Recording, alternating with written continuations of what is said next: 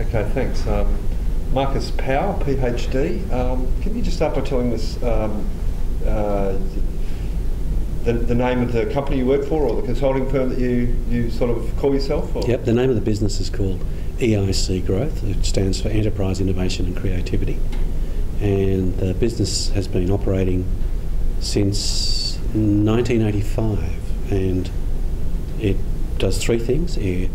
And I have myself and some colleagues, we teach, we facilitate, and we assist businesses, both for-profit and not-for-profit, to use the tools of innovation and embrace the enterprising mindset. Okay, and how much work have you done in the IT industry? I've been dragged into the IT industry, and the reason being is fast growth, technology push, and I've been seeing the organisations plateau, and they need to reinvigorate themselves with enterprising mindset and the tools. I've been involved with them since the late 90s. Okay. Is there any sort of areas or patterns you've identified where the IT industry and IT organisations supposedly delivering service to the business let themselves down, noticeably in service delivery? The interesting challenge with IT is that most of the practitioners, the professionals in IT, are well trained in technology. They assume that their customers are too. The opportunity for them to think about, and why they often let themselves down, is that they're dealing with humans. People that have a different set of skills. Where I'm often involved is the clash between the two skill sets and often the two vocabularies.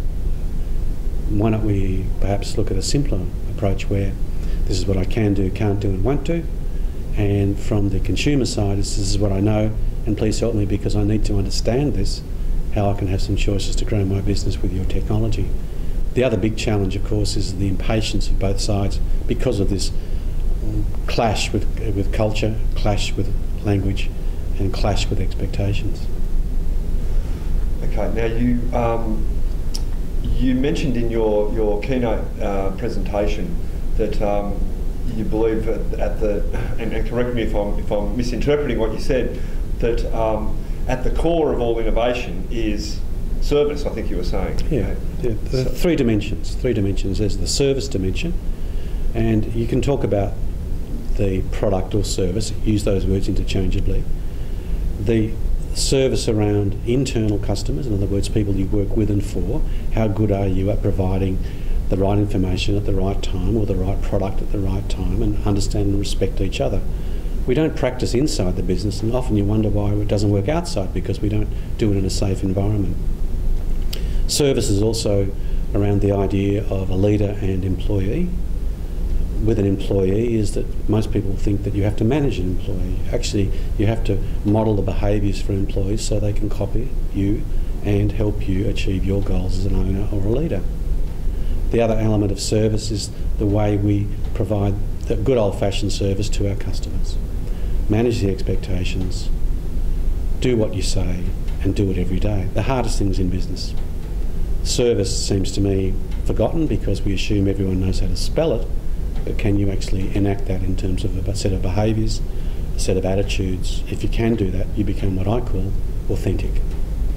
Okay, now the concept of service is not new, and you said just then, good old-fashioned service. We've almost sort of forgotten about good old-fashioned service, and we don't even necessarily expect it these days. In the IT environment where an organisation, IT organisation or department is delivering IT services to the business, the concept of good old-fashioned service is perhaps making a bit of a recovery. How can people ensure that they are achieving that good old-fashioned service, which really does, create memorable sort of references to the customers? As I said in this morning's conversation with the audience about, because I come from Generation D, the joke was Generation Dinosaur. Good old-fashioned means is that we all seem to recognise service in a retail environment, and the noble art of being a good retail service provider is well and truly gone. The culture now is that that's where you go to get a job while you're waiting for a real job. Therefore, we don't invest in the training and the modelling of behaviours of what great service is. Most of us either haven't experienced it or forgotten what it is. What does it mean for IT? Why don't we just stop for a change? Because the other challenge, which I said to the audience today, was who's busy, and everyone put their hand up.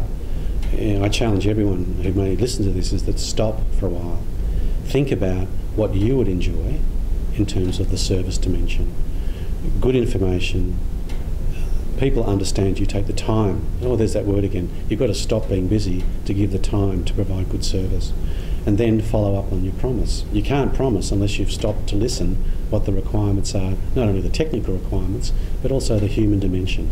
How some people want it now, you've got to manage those expectations into a realistic time frame. The real message about getting service, good old-fashioned service, is to stop being busy and think about service as it used to be. What did that mean? Deliver on your promise. Okay, technology has changed pretty well everything in the modern world, and you know, in the last 10 to 15 years it's taken quantum leaps, technology.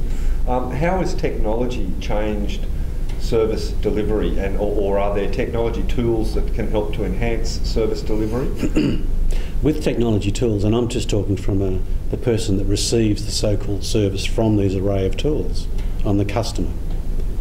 Has customer relationship management tools made my customer experience delightful? Has there been a thrill? Have I been excited by a deep understanding of my buying behaviour, my consumer patterns? No, I haven't.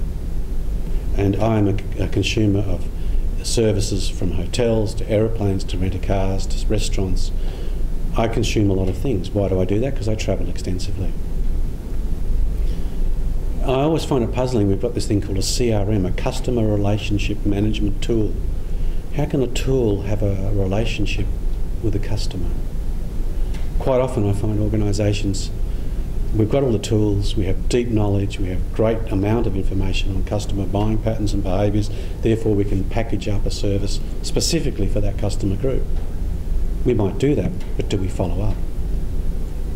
The 6-week rule, do we need a system for the 6-week rule? As you all know, you cannot go longer than 6 weeks without contacting an existing or potential customer. If you go longer than 6 weeks, they'll forget about you. That used to be called an alarm in a diary. Don't forget to ring Marcus, because 6 weeks is nearly up. Send him an email, send him something, so he remains on our radar. Quite often we once again, the simple idea of staying in touch to maintain the relationship is complicated by an array of tools. Think about it as you, as a customer, have you been delighted and thrilled as a direct result of the technology? Okay, I think that's enough. We're just got to restrict it to the 10 minutes you're allowed on YouTube, I think. So we haven't actually, not going to host this on our website. So, okay. So thanks, Marcus. I really appreciate it.